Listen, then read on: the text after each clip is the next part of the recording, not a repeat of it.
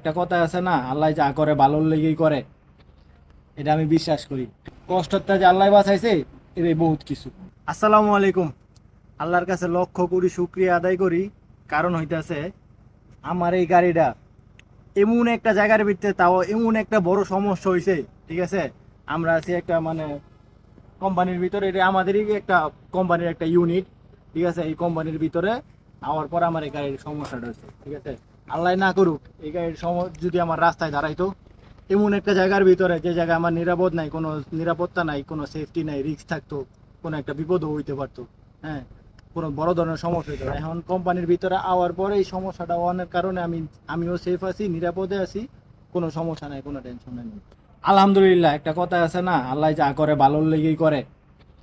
এটা আমি বিশ্বাস করি। কারণ এই সমস্যাটা যদি আমার রাস্তার ভিতর হইতো, কি যে একটা কষ্ট আর কি ভোগান্তি পাওয়া যেত, এটা একমাত্র আমিই জানি। ঠিক আছে, আর যারা ড্রাইভার বাইরে আছে এরাই ভালো জানে। এটা সমস্যা হচ্ছে গিয়ার বক্স নামাইতে হইব। এই বিয়ারিং সিজ হইয়া এটা গিয়ারটা লক হয়ে গেছে গা। ঠিক আছে, এটা অনেক কাজ। তো এরা আমি গাড়িটা ধরছি অল্প কিছু দিন হয়েছে, এর আগে যারা চালাইছে তারাই ভালো কইতে পারবো।